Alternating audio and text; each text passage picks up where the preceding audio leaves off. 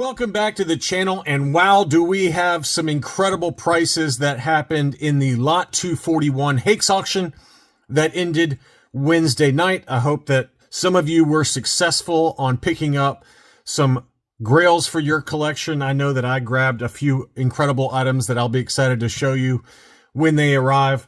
The prices overall were very strong. There is no sign of a recession at the upper end of the market for vintage Star Wars action figures. Some of the prices were pretty jaw-dropping, and all of the prices I'm going to be quoting include the 18% buyer's premium over at Hakes. So just keep that in mind as we're looking at some of these beautiful items. You can see this lineup alone in the thumbnail. We got the Kenner shrink wrap Sears Canada exclusive for R2-D2 sensor scope. We've got a Miro Meccano Boba Fett Minton card, a vinyl Cape Jawa graded AFA 90 that blew away my expectation on price, and then the sales sample Leia Bouche disguise on the Boba Fett cardback. That too sold for a price that I did not expect, although Hakes did. And I think that Hakes did a great job with this auction. I did not buy anything like this for my collection, but I was very happy with the prices that I paid for the three items that I was able to pick up. All right, let's go ahead and dig in. I thought this was actually a really good deal. This one was the early bird display stand, just the stand by itself. It was graded AFA 90. The value code that Hakes ascribed to this item pre-auction was $2,000 to $5,000, and I was expecting kind of $2,000 to $2,500. That was kind of my ballpark number. It sold after the buyer's premium again for $1,600. $1,598.90 was the final price. So while I do have a lot of items in this list of, I picked a random assortment, most of the items I'm just showing because they were so far beyond fair market value or went above the value code, but there were some good deals in this auction, as there is in every Hakes auction. You just got to pick and choose your battles. So I thought this one was a really good deal for somebody. That's a great price there. On the other end of the spectrum were the two Bell displays that sold for big money. And while they were within the value codes, I was still a little surprised at how high they went. The first one was the Collect All 12 1978 Bell display. And that one was an AFA 90. That one sold for $14,278. So kind of right in the middle of the value code. And likewise was the Boba Fett offer Bell display. And this one is a great looking display. Really enjoy the way that one looks. It's got the first 12, the next 8, and then obviously Boba Fett as well. So that was a really cool item. That one was graded AFA 95. So very high grade on that one. Value code on that one was 20 to 35. That one came in at 15,576. It did have a little crack on the AFA case. So very interesting item there. And that one, I don't know if that's fair market value, but that to me seems like a pretty good deal. And that one also included, let's see, it looks like it included a display box. The original cardboard shipping carton is on the box as well. So I thought that was a pretty good deal relative to what the first 12 ones sold for. Here's the vinyl Cape Jawa. And again, the value code was $35,000 to $50,000. This was an AFA 90 vinyl Cape Jawa. No staining to the cape on this vinyl Cape Jawa, which we've talked about. There was one on Heritage that sold in May that had obvious staining to the vinyl cape. This one did not. This was in really pristine condition, and it sold for $44,261. So we've seen some lower prices for 12 back A vinyl cape Jawas that were AFA 85s and such, but this number really blew me away. I was not expecting it to even get to the low end of the value code of $35,000, but that one is definitely a sign. I mean, I kind of look at mint on card vinyl cape Jawas that are in fairly high grade. I view that as the overall litmus test for what the upper end of the market is doing. As these go, so do other prices. And for a while there, they were kind of getting down into that $15,000 to $18,000 range for AFA 80s and things like that. So This AFA 90 really took the cake in terms of what that final price was. Really surprised it went that high. Here was a 12-back B Vader. Fairly standard Vader, but that one sold for $24.19, so about 20% above the upper end of the value code of $1,000 to $2,000. So very, very strong price on that one. 80, 85, 90 were the sub scores on that. Here was a 12-back C telescoping saber, double telescoping saber, Luke Farm Boy, mint on card, AFA 50. So a low grade, but it still came in below the low end of the value code of $5,000 to $10,000. I consider that to be a pretty good deal, about as affordable as you're going to find for a mint on card double telescoping Luke Skywalker. Really good deal there at $42.83 if you can live with the lower value. Next up was a 12-back Stormtrooper. This one was a Toll Toys example, and the value code on this was $5,000 to $10,000. You can see the Toll Toys label on that 12-back. Very rare. In fact, it might be the first time I've actually ever seen one of these. Very incredible item there, and you can see there it's got the metric system on the left-hand side that was added to the card back. So very, very cool. I've never seen that before personally. And that one sold for $11,422. It was an AFA 75 plus, and it says metric sticker for what's on the back of the card there. Incredible item. First, it's a first for me, and it certainly commanded, big money relative to the estimate. Again, the 21-back A Power Droid, AFA 80 plus, I don't consider that to be a very rare item, but it must be, or just two people got into a bidding match. Value code was $700 to $1,000, which is about where I'd value this. Maybe at the upper end, $1,200. It sold for $28.55. So your guess is as good as mine. I mean, the only thing I can think of is maybe the 21-back B is the more common, and it's harder to find a 21-back A Power Droid.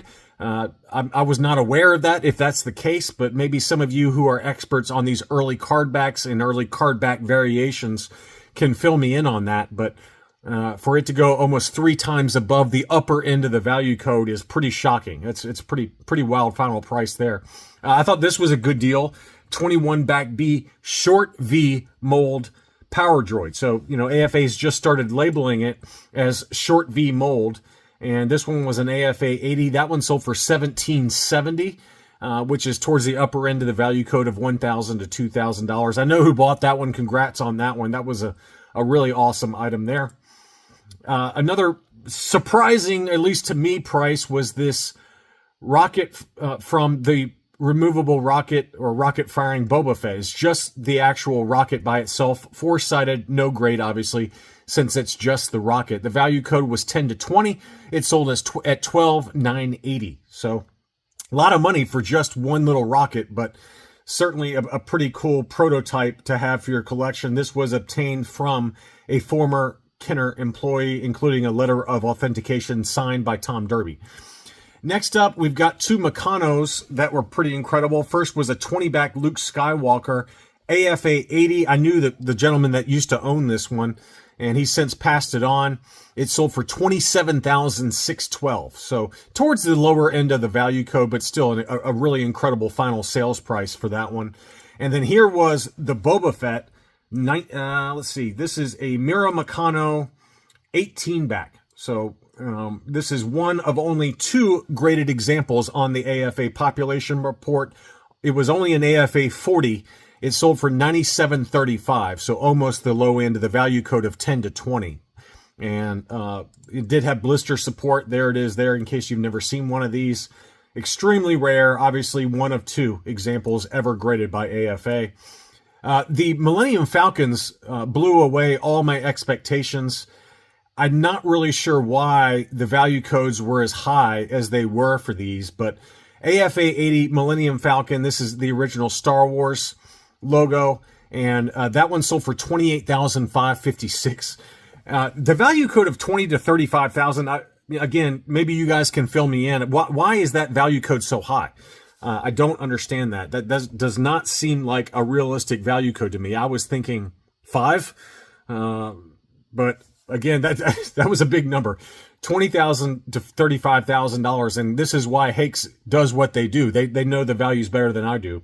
The last comparable factory sealed example they offered was an AFA 80 Plus that sold for $42,834 in November of 2021. So there you go. That explains maybe why it sold for what it did. So an AFA 80 Plus sold, let's call that 2.5 years ago, for $42,800, and going one step down to an AFA 80, the sales price was $28,556. So pretty big drop there relative to what that last sale was, admittedly during market peak prices of back in November 2021.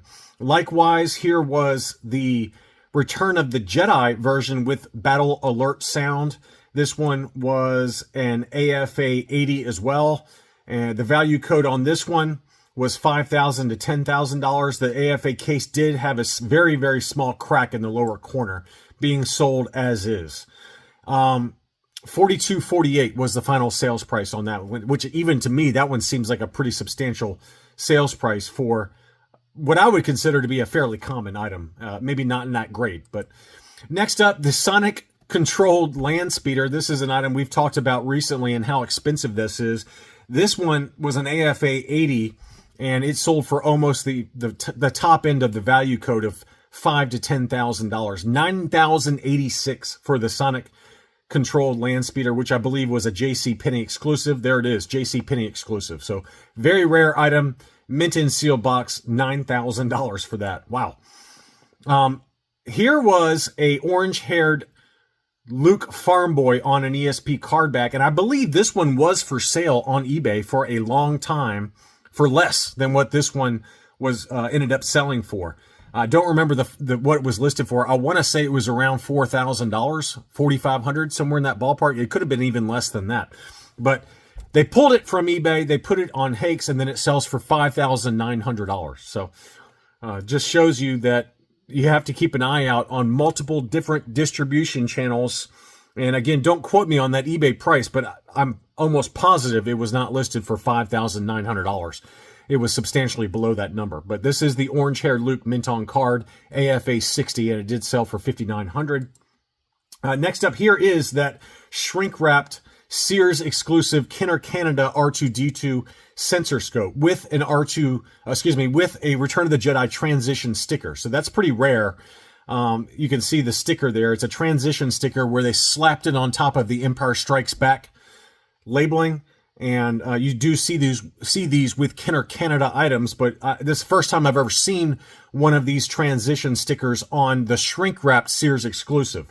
And then on the back, it also had the Admiral Akbar offer. So again, a very unique item. I would imagine that this is probably one of only a handful that have ever been encased by AFA. AFA qualified 70. It sold for $4,410, which was actually below the value code of $5,000 to $10,000. And, you know, the figure score was 85. And you can see here on the figure itself, it had something wonky going on, along with a lot of scuffing, because these are shrink wrapped. There's no blister protecting the figure. So just because of storage over the years, this is no longer a figure score of 85. And maybe that held the price back just a little bit. It doesn't really matter. It's a very rare item, especially with that transition sticker. $44.10 was the final sales price. And then here is I got two different sales samples that sold. This is obviously the one that commanded the most attention on social media. This was a Leia Bush sales sample made in Taiwan on the 48 back A Boba Fett card back AFA 75. I had no idea where this was going to sell for. Anywhere, I was guessing 5,000, 10,000. I don't know. The value code was 20 to 35, which I said there's no way it's going to touch that price. And it sold for $40,814. So again, Hakes was right on the money, if not even slightly low. And I was nowhere close to what the fair market value was. This is the only known example of this particular character card back variation for the sales sample. An extremely awesome item, but $40,000 plus for that item blew away any and all expectations that I had, and further proof that rarity, even in what you would consider to be maybe a little bit more dicey economic environment, still holds value and will continue to hold value. So just an awesome sale. Congrats to Hakes and to the seller for that one. Next up, here's the other sales sample. This was Tebow on an Emperor's Royal Guard cardback, a more common combination that you do see pretty often. The value code was $5,000 to $10,000. The winning bid was $53.10, and probably more in line with market expectations for one of those very rare salesman samples. Awesome item there. Here's a number. This one, I was a little surprised that it sold as high as it did. And again, Hakes was right on the money with their value code of $2,000 to $5,000. This is a PBP Return of the Jedi 65 back Hoth Stormtrooper, graded AFA 80, beautiful crystal clear blister, along with the free figure sticker on there. So it's a very rare foreign item. It did sell for $24.59. And I was a little surprised it went that high, to be honest. I was expecting kind of $1,500 to $1,600. So not terribly like an overpay, and it was certainly towards still the lower end of the value code from Hakes of $2 to $5K. But I was still really surprised it went that high. Next up, there were several different of these Palatoy glue sticks where they had the glue stick combined with an Ewok, and they had the entire set being offered. I assume that these are Italian market exclusives. And this one was the most expensive of the bunch. The rest of them were kind of more in line of $1,500 to $2,500. But this Lumat blew away all expectations, probably because it's a last 17 figure, or excuse me, not Lumat, work. And because it's a last 17 figure and probably harder to find of those glue stick figures, it sold for $8,400 when the value code was $2 to $5K. So big number on that one. The rest of them were kind of in line with the value code. Here was a Power of the Force proof card for IG-88. Anytime you get a character that was never actually produced on the Power of the Force card back, those command big money. But even this one blew away my expectations. I was thinking $10K pretty easily for this one, and the value code was $5,000 to $10,000. It was graded AFA 80 plus. It sold for $17,600. An absolutely massive number that I was really shocked by. So just further proof, man, that these rare items will really continue to command big money. The Anakin Skywalker on the Power of the Force card back, we all know that that's a really expensive figure. This was graded AFA yellowed 80, and the value code was 10 to 20. I was thinking 15-ish. It sold for 17, so a little bit higher than I expected, but still below the upper end of the value code. So big number there. And the blister, in all fairness, was in really good shape, not nearly as yellowed as some of the examples that you do see for this particular character and card back combination. So beautiful example. And then finally was the incredible Glasslight Vlix mint on card, graded AFA 30. Very tough to find this one, mint on card, only released in Brazil.